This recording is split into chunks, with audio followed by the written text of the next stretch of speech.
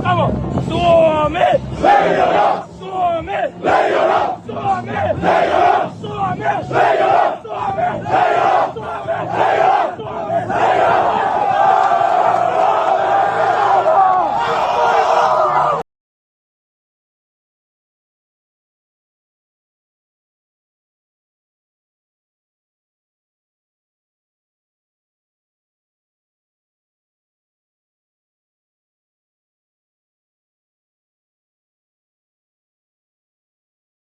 Siellä kuitenkin pallo ilmassa ja palauttanut Kanerva.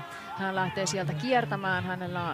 Hänen edessä on nyt sitten numero 12 ja hienosti lähtee Kanerva palauttaa sen lähes tuonne kentän puoliväliin. Eli nyt sitten lähtee palauttamaan palloa. Lauri Kanerva, hän on tehnyt pari hienoa palautusta tänään. Nyt hän lähtee enemmän sivuttaissuunnassa. Hän pääsee kääntymään siitä kulmasta niin sanotusta ympäri, eli hän ei enää juospii.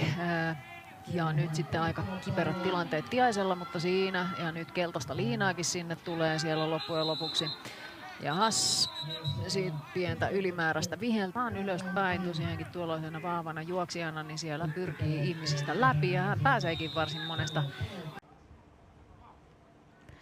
Heittopeliä tutusti, mutta kylläpä tuli kova isku. Juoksujaarit, kun tuo kokonaisjuoksujaarin määrä katsotaan, niin on 109 saavutettua juoksujaaria, että se kokonaisjuoksumäärä on tuon edellisten juoksujen jälkeen nousee nettona myöskin yli 100. Joo, ja komea taas lyhyt heitto täyteen vauhtiin Hentuselle. Tää lupaa kyllä ensi viikko. Eikä ollut mahdollista palloa kiinni ottaa. Komea kaari kyllä Robinsilta lähtee ja aikaakin hyökkäyslinja tarjosi riittävästi, mutta siellä on 2 safetyä ja 1 kulmapuolustaja Luotilaa kiinni pitämässä tuolla syvällä alueella, niin ei valitettavasti mahdollisuutta kiinni ottoon Luotilalla tällä kovakin ja jotenkin kriittinenkin pysäytys, mutta eiköhän tuo kyllä kelpaa siinä. Kyllä ihan hyvin ja näin.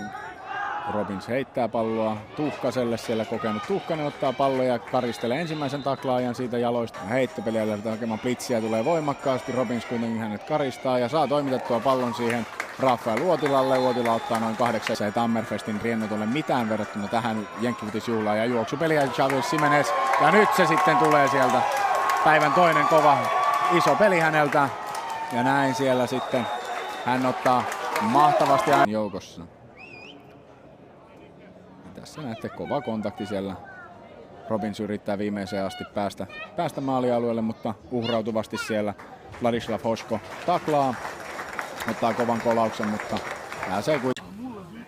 Spread-muodostelma ja Vahla pelirakentajana taas Blomqvistille pallo ja nyt hienoja peippauksia Blomqvistilta ja hän peippailee itseensä aina maaliin asti. Nyt oli varsinainen yksilösuoritus Blomqvistilta, eli Lewis nyt siinä pääsee ja vieläkin Lewis hienosti rikkoo ekan taklaukset. Lewis on tullut näyttää sitä, että hänellä on ainakin ja siinä sitten seuraavaa pistettä kotijoukkueelle. Snappi tulee hyvin ja Sofoklis päättää, että nytpä lähdetään itse juoksemaan. Matkaa uusiin on 12 jaaria ja Leonardo Sofoklis vaikka saa siinä kovan taklauksen ja pudottaa pallon. Ja nyt sattuu Sofoklisiin tämä Sylvestren taklaus.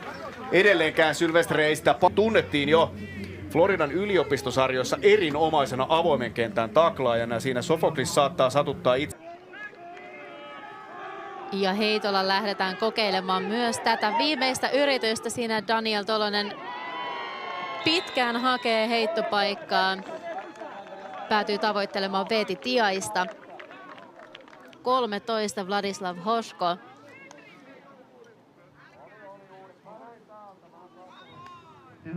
Katsotaan vielä. Siinä taitaa tuomari kuitenkin pohtia, että tuliko tästä uudet vai ei.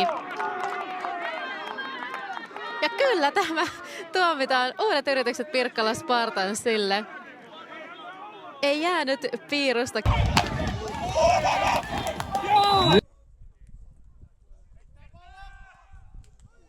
Ja näin uudet tulevat.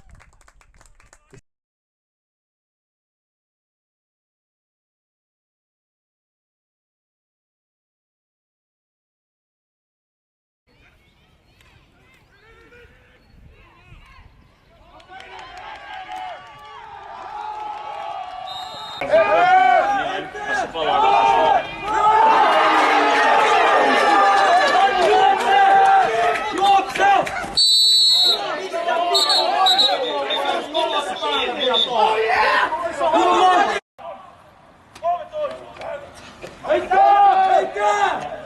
Hyvä maali!